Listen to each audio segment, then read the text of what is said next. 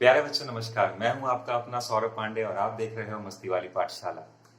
अपने पिछले वीडियो में हम लोगों ने यूनिवर्सल सेट की चर्चा शुरू कर दी थी और रियल नंबर्स के कॉन्टेक्स्ट में देखा था। Real numbers, natural numbers, odd integers, even integers, rational numbers, fractions, इन सब के कॉन्टेक्स्ट में हमने यूनिवर्सल सेट को समझने की कोशिश करी थी कि अगर मैं कोई भी रियल नंबर का परिवार पकड़ लो, फॉर एग्जाम्पल नेचुरल नंबर का परिवार पकड़ लो या फिर होल नंबर का परिवार पकड़ लो, तो वो सारे के सारे एक बहुत ही बड़े सेट का हिस्सा होंगे और उस सेट को हमने यूनिवर्सल सेट का नाम दिया था। यूनिवर्सल सेट की अपनी अंडरस्टैंडिंग को बढ़ाने के लिए हम आज फिर एक एग्जाम्पल को कंसिडर करते हैं। एग्जाम्पल के तौर पर मैं 3 अनबायस्ड कॉइन्स को साइमल्टेनियसली टॉस करने का एग्जाम्पल लेता हूं और जितने भी पॉसिबल आउटकम्स हो सकते हैं उनको मैं यहां पर लिखूंगा। तो मेरे पास 3 कॉइन्स थे, 1 2 3। अब अगर इन तीनों को मैं साइमल्टेनियसली टॉस करूंगा तो कौन कौन से आउटकम आ सकते हैं? थर्ड वाले में head, tail, head, tail, head, tail, head और टेल। सेकंड वाले में हेड, फिर head, tail, tail, head, head, tail, tail, head, head, head, head, tail, tail, tail, tail. Okay, तो अगर मैं 3 कॉइन्स को साइमल्टेनियसली टॉस करूंगा तो मेरे जो आउटकम्स होंगे वो यही पॉसिबल है। पहले में हेड, दूसरे में हेड, तीसरे में हेड, फिर इस तरीके से आउटकम्स होंगे। अब इन सारे आउटकम्स को मैं एक सेट में रिप्रेजेंट कर रहा हूं और उस सेट को मैंने रिप्रेजेंट करा और कुछ इस तरीके से लिखा। पहले head head head, head head head, comma head head tail, comma head tail head, comma head tail tail, फिर tail head head, tail head tail, tail tail head, tail tail tail. Okay, so ये जो मैंने 3 coins को simultaneously toss किया है उसके जो outcome आएंगे वो इन्हीं में से कोई एक होगा, है ना। अब आपने एक फेवरेबल इवेंट का नाम सुना था। फेवरेबल इवेंट का कहने का क्या मतलब हो गया कि वो आउटकम आ जाना जो हम चाहते थे। सपोज हम चाहते थे व्हाट आई वांटेड, मैं क्या चाहता था? मैं चाहता था कि जो भी आउटकम आए उसमें 2 हेड होना चाहिए, at least 2 heads, at 2 heads occur. तो अगर सपोज मैंने बेट लगाया था अगर 2 हेड आ जाते, कम से कम 2 हेड आ जाते तो मैं अपना बेट जीत जाता। तो मैं अगर इस एक्सपेरिमेंट के आउटकम्स को अपने फेवरेबल इवेंट में रिप्रेजेंट करना चाहूंगा तो मैं क्या क्या डालूंगा? एटलीस्ट बोला है, यानी कि 2 आ जाए या फिर 3 भी आ जाए, मुझे कोई प्रॉब्लम नहीं है। Head head head, head head tail, head tail head भी लूंगा, फिर हेड टेल टेल नहीं लूंगा बिकॉज यहां पर एक बार आ रहा है। फिर tail head head, tail head tell नहीं लूंगा, टेल टेल हेड नहीं लूंगा, टेल टेल टेल नहीं लूंगा। तो ये हो गया मेरे लिए जो फेवरेबल इवेंट है उसके जो पॉसिबल आउटकम्स है उनका सेट। ठीक इसी तरह से आप अपना कुछ फेवरेबल इवेंट सोच सकते हो, फेवरेबल आउटकम सोच सकते हो और उसके करस्पॉन्डिंग आप सेट बना सकते हो, है ना। तो इस पर्टिकुलर कॉन्टेक्स्ट में हमारा कॉन्टेक्स्ट क्या है? 3 अनबायस्ड कॉइन्स को साइमल्टेनियसली टॉस करना, उसके कितने आउटकम हो सकते हैं? ये आउटकम हो सकते हैं। उन आउटकम्स का मैंने सेट बनाया। अब आप जितने भी अपने फेवरेबल इवेंट सोच सकते हो, वो सारे के सारे सेट का आउटकम इसी का हिस्सा होगा, है ना? ये सेट इसका एक सबसेट है। तो इस पर्टिकुलर कॉन्टेक्स्ट के लिए मैं इन आउटकम्स के सेट को यूनिवर्सल सेट बोलूंगा। Universal set.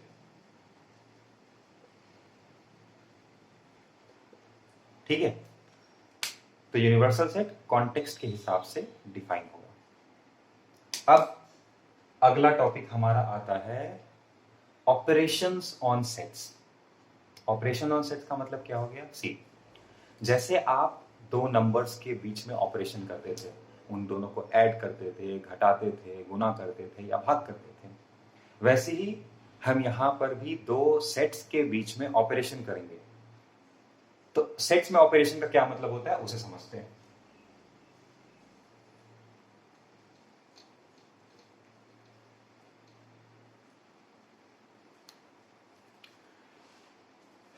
एग्जाम्पल के तौर पर सोचो कि क्लास 11th में अरिजीत, संदीप और मनीष, ये 3 ऐसे लड़के हैं जो क्रिकेट खेलते हैं, और इन तीनों से मैंने एक सेट बनाया और उस सेट का नाम मैंने ए दे दिया। ए क्या रिप्रेजेंट करता है? क्लास 11th के वो बच्चे जो क्रिकेट खेलते हैं। सेट ए। तो सेट ए में कौन कौन आएगा? अरिजीत, मनीष और संदीप।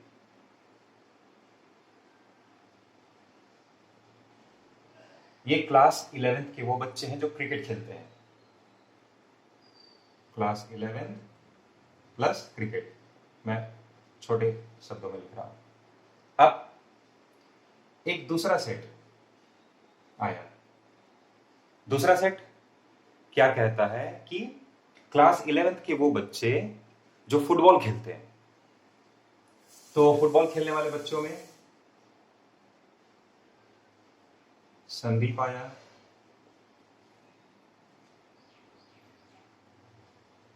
मोहन आया और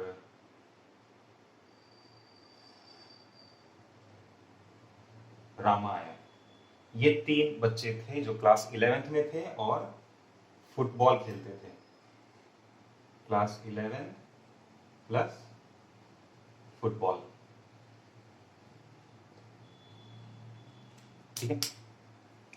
अब सपोज, अब मैंने अगर तुमसे पूछा क्लास 11th में पढ़ने वाले उन बच्चों का एक अलग सेट बनाओ जो क्रिकेट और फुटबॉल दोनों खेलते हैं। स्टेटमेंट पे ध्यान देना, क्लास 11th में पढ़ने वाले उन बच्चों का सेट जो क्रिकेट और फुटबॉल दोनों खेलते हैं। तो आप इस सेट के पास गए, इसमें क्लास 11th के बच्चे हैं जो क्रिकेट खेलते हैं, क्लास 11th के बच्चे हैं जो फुटबॉल खेलते हैं। तो अगर आप इन दोनों सेट में जाकर ढूंढोगे तो संदीप एक ऐसा स्टूडेंट है जो क्लास 11th में भी है और वो फुटबॉल भी खेलता है और क्रिकेट भी खेलता है। तो मैं सेट सी बोलूंगा कि सेट सी में संदीप आया। और इसकी खास बात क्या है कि ये सेट क्लास 11th के उन स्टूडेंट्स को चूज करके बना है जो क्रिकेट और फुटबॉल दोनों खेलते हैं। So class 11 plus cricket plus football. So यहां पर मैंने क्या किया, इन दोनों सेट्स में कॉमन देखा, है ना? तो जब भी 2 या 2 से ज्यादा सेट्स में कॉमन एलिमेंट्स को पकड़कर एक नया सेट बनाते हैं तो इस तरीके के काम को कहते हैं उन सेट्स का इंटरसेक्शन करना, है ना? तो मैं बोलूंगा कि सेट ए और सेट बी का इंटरसेक्शन सेट सी है। set C is the intersection of set A and set B। अब इसको सिंबल के फॉर्म में कैसे लिखूंगा? हमें पता है इतना लंबा लंबा लाइन तो हम लिखते नहीं है, तो हम लिखेंगे C equals A intersection B। इस तरह का सिंबल का इस्तेमाल करते हैं इंटरसेक्शन के लिए, उल्टा U। ठीक है, तो एक ऑपरेशन हमें समझ में आ गया। ये नाम कुछ इस तरीके से आया है। आपका ये एक स्ट्रेट लाइन होता था, ये दूसरा स्ट्रेट लाइन होता था, तो आप कहते थे ना कि ये दोनों स्ट्रेट लाइन इस पॉइंट पर इंटरसेक्ट कर रहे हैं। खास बात क्या है, ये वाला जो पॉइंट है वो इस स्ट्रेट लाइन पे भी लाई करता है और इस वाले स्ट्रेट लाइन पे भी लाई करता है। ये पॉइंट इस दोनों स्ट्रेट लाइन में कॉमन है, सो ये हमारा इंटरसेक्शन पॉइंट हो गया। Intersection point. तो आप वैसे ही इसको भी समझ सकते हो कि दोनों सेट थे, दोनों में जो कॉमन हुए, कॉमन एलिमेंट्स को पकड़कर मैंने एक नया सेट बना दिया। तो जो नया सेट आएगा उसे हम कहेंगे intersection of the previous sets. अब इसे मैं A इंटरसेक्शन B भी लिख सकता हूं और B इंटरसेक्शन A भी लिख सकता हूं, दोनों में कोई अंतर नहीं है। B इंटरसेक्शन A भी लिख सकता हूं, दोनों का एक ही मतलब होगा। अब दूसरा तरीका क्या हो सकता है? दूसरा तरीका हो सकता है कि मैं पूछूं कि क्लास 11th में पढ़ने वाले उन बच्चों का एक सेट बनाओ जो कि या तो क्रिकेट खेलते हैं, या तो फुटबॉल खेलते हैं, या फिर दोनों खेलते हैं।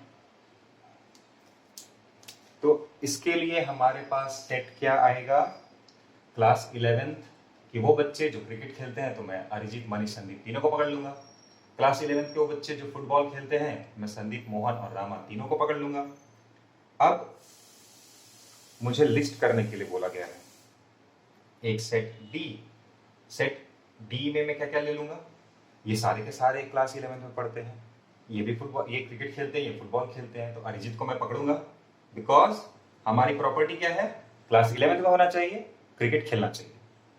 मनीष को भी पकड़ लूंगा, संदीप को भी पकड़ लूंगा। फिर संदीप को तो मैं ऑलरेडी देख चुका हूं, ऑलरेडी लिख चुका, और हमें पता है कि हम सेट में एलिमेंट्स को रिपीट नहीं करते हैं। तो संदीप अच्छा लड़का है, ज्यादा वर्सेटाइल पर्सनैलिटी है उसकी, वो क्रिकेट भी खेलता है और फुटबॉल भी खेलता है, तो हमने उसे लिख लिया। फिर मोहन को भी लिस्ट में शामिल करेंगे बिकॉज क्लास 11th में और फुटबॉल खेलता है, और रामा को भी इंक्लूड करेंगे। तो ये हमने एक नया सेट D बनाया, और इस D की खास बात क्या थी कि सेट D सेट A और सेट B दोनों प्रॉपर्टी को सेटिस्फाई करता था। इसीलिए हमने इसमें A के भी एलिमेंट्स को डाल दिया और B के भी एलिमेंट्स को डाल दिया, है ना? मतलब दोनों सेट्स मिल गए, उनका यूनियन हो गया। तो इस तरह के ऑपरेशन को बोलते हैं union of set A and set B। तो D को हम क्या बोलेंगे? D is the union of set A and set B। फिर से वही बात, सिंबल के फॉर्म में कैसे लिखेंगे? तो D is the union, U से रिप्रेजेंट करेंगे इस ऑपरेशन को, D is equal to A union B, या फिर इसको मैं B यूनियन A लिख रहा हूं। A को B में मिला दिया, A को B के साथ मिला दिया, या फिर B को A के साथ मिला दिया, बात सेम है ना? होप आपको समझ में आया होगा कि दो सेट्स का इंटरसेक्शन और यूनियन क्या होता है। इंटरसेक्शन में हम उन दोनों या दो से ज्यादा सेट्स में जो कॉमन एलिमेंट्स हैं उनको पकड़ते हैं और उसका नया सेट बनाते हैं, और यूनियन में क्या करते हैं, दोनों सेट्स के एलिमेंट्स को मिलाकर एक नया सेट बनाते हैं।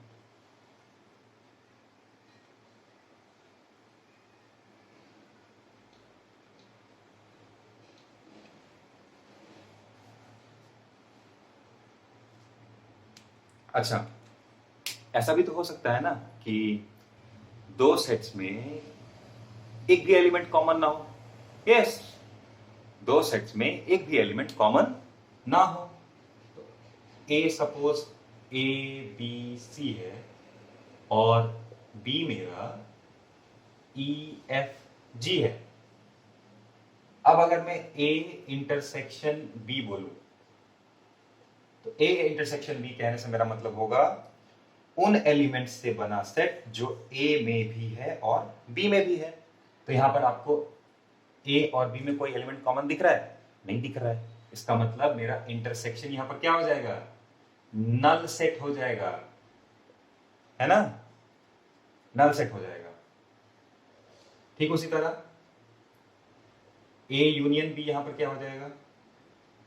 ए यूनियन बी हो जाएगा A B C E F G, इस तरीके से हो जाएगा। अब सी, अगर दोनों सेट्स में एलिमेंट्स कॉमन होते थे तो उनके बीच में एक जुड़ाव है, वो दोनों जुड़े हुए हैं। किसके थ्रू जुड़े हुए हैं? उस कॉमन एलिमेंट के थ्रू जुड़े हुए हैं। लेकिन इस केस में इन दोनों सेट्स में कोई भी एलिमेंट कॉमन नहीं है, मतलब वो दोनों नहीं जुड़े हुए हैं। तो इस केस में हम इन दोनों को कहेंगे disjoint set. A and B are disjoint sets। इसका मतलब हो गया कि A और B में कोई भी एलिमेंट कॉमन नहीं है। So if A intersection B is equal to 5, then we say that set A and set B are disjoint, है ना? मतलब अगर डायग्राम के थ्रू मैं सेट A को दिखाऊं कुछ इस तरीके से, तो सेट B यहां पर होगा। इन दोनों में कोई भी एरिया कॉमन नहीं होगा। लेकिन वो पिछला वाला एग्जांपल मैंने दिया था क्रिकेट और फुटबॉल वाला, तो ये सेट ए था क्लास 11 प्लस क्रिकेट, और दूसरा सेट क्या था? क्लास 11 प्लस फुटबॉल, और उसमें संदीप कॉमन था। तो सपोज यहां कहीं संदीप आता है तो संदीप तो भैया दोनों में चला जाएगा ना। 11 प्लस फुटबॉल, संदीप तो भैया दोनों में चला जाएगा। तो यहां पर ये दोनों सेट डिसजॉइंट है और यहां पर जॉइंट है।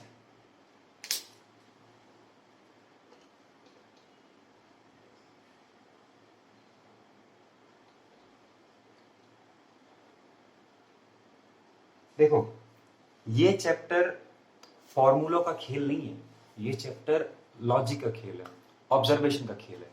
आप जितना अच्छा ऑब्जर्व कर सकते हो इस चैप्टर में, आप उतने ज्यादा अच्छे बनते जाओगे। जैसे कि आप सोचो, ए और बी इस वाले एग्जांपल में डिसजॉइंट है, तो ए इंटरसेक्शन बी कितना आया? 5 आया। तो अगर मैं पूछूं कि ए और बी अगर डिसजॉइंट सेट हैं तो उनके इंटरसेक्शन में नंबर ऑफ एलिमेंट्स कितने होंगे? तो तुम बोलोगे 0। लेकिन अगर ए और बी डिसजॉइंट नहीं होते तो उस केस में क्या करते? ठीक उसी तरह मैं पूछ सकता हूं कि अगर ए और बी डिसजॉइंट हैं, तब अगर मैं उनका यूनियन करता हूं तो यूनियन वाले जो रिजल्टेंट सेट है मेरा, उसमें कितना एलिमेंट होगा? अगर दोनों डिसजॉइंट नहीं हैं, तब अगर मैं उनका यूनियन करूं तब रिजल्टेंट में कितना एलिमेंट होगा, है ना? सो अगर दोनों डिसजॉइंट है, suppose set a and set b, ये दोनों डिसजॉइंट है, इसमें नंबर ऑफ एलिमेंट्स कितने थे? एन ए, इसमें नंबर ऑफ एलिमेंट्स कितने थे? N b. तो अगर since a intersection b is equal to 5, clear cut बात है यार, क्लियर कट बात है कि अगर मैं पूछूं what is N a intersection b, so you will say 0। Set सी जो कि ए और बी का इंटरसेक्शन है, एक भी एलिमेंट कॉमन नहीं है, तो सेट सी नल सेट बनेगा, तो ये 0 हो गया। अगर इंटरसेक्शन होता तो और अगर मैं पूछूं कि what is N A union B, suppose set D है मेरा, वो ए यूनियन बी है, so what is N A union B? Simple सी बात है, इसके भी सारे एलिमेंट्स आएंगे, इसके भी सारे एलिमेंट्स आएंगे, A B C E F g, है ना, that will be nothing but n a plus n b. तो कॉमन सेंस का खेल है, कॉमन सेंस का खेल है ना। तो अगर दो सेट ए और बी दोनों डिसजॉइंट है, उनमें कोई भी एलिमेंट कॉमन ना हो, तो उनके यूनियन में number of elements individual number of elements के सम के बराबर हो जाएगा, ये हम कह सकते हैं। सो दो ऑपरेशन हमने डिफाइन कर लिया। अब तीसरे पे आओ।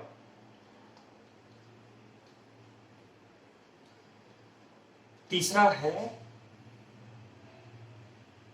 दो सेट को माइनस करना। बोलोगे दो सेट को माइनस करने का क्या मतलब हुआ? सी, माइनस का मतलब क्या होता है बेसिकली? छोड़ देना, है ना। 5 आम मेरे को मिल रहे थे, 2 मैंने उसमें से छोड़ दिया, तो मेरे पास कितना आया?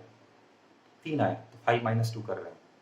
तो वैसे ही अगर मैं बोल रहा हूं कि दो सेट के बीच में मैं माइनस कर रहा हूं, इसका मतलब ये हो गया कि भैया कुछ को पकड़ना है और कुछ को छोड़ देना है। बिल्कुल सही समझ रहे हो।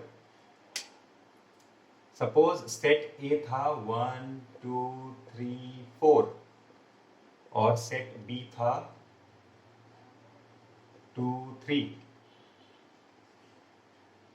अब मैं एक नया सेट चाहता हूं, मैं एक नया सेट चाहता हूं जिसके एलिमेंट्स ए में तो हो लेकिन बी में नहीं होने चाहिए। उन सेट्स को चुनकर मैं एलिमेंट बनाना चाहता हूं जो ए में है लेकिन बी में नहीं है।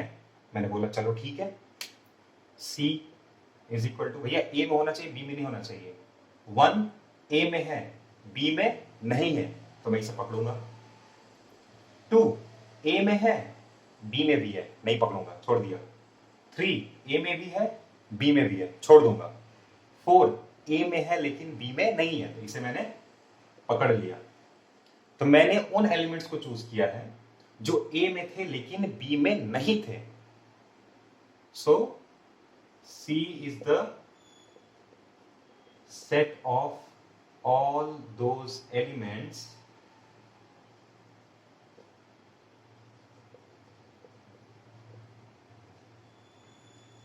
which belong to set A but do not belong to B। अब इतने लंबे लाइन को मैं सिंबल के फॉर्म में कैसे लिखूंगा? तो मैं लिखूंगा C is equal to set A minus B। पहला वाला बताएगा किसका एलिमेंट लेना है, दूसरा वाला बताएगा कि किसका एलिमेंट नहीं लेना है। अगर मैं बनाता कि उन एलिमेंट्स का सेट बनाओ जो कि बी में हो लेकिन ए में ना हो, बी में हो लेकिन ए में ना हो, तो 2 बी में है ए में भी है। सपोज मैंने डी डिफाइन किया बी माइनस ए, कहने का मतलब क्या है? बी में होने चाहिए ए में नहीं होना चाहिए। तो मैं आया बी में देखा 2 है लेकिन भैया ए में भी है, नहीं लिया। 3 बी में भी है ए में भी है, नहीं लूंगा। इसका मतलब इस केस में मेरा बी माइनस ए क्या हो गया? नल सेट या फिर एम्प्टी सेट या फिर वॉइड सेट हो गया, है ना। तो ये रहा हमारा दो सेट को माइनस करना। ठीक है, होप आपको आज का ये लेक्चर समझ में आया होगा। हम अपने आगे के लेक्चर्स में अपनी इस चर्चा को आगे बढ़ाएंगे। आशा करता हूं कि आपको मेरे समझाने का तरीका समझ में आ रहा होगा, और अगर आपको ये पसंद आ रहा है तो आप मेरे चैनल को सब्सक्राइब करें, और किसी भी तरह का अगर कंफ्यूजन होता है तो आप कमेंट के जरिए मुझे बता सकते हैं। Thank you.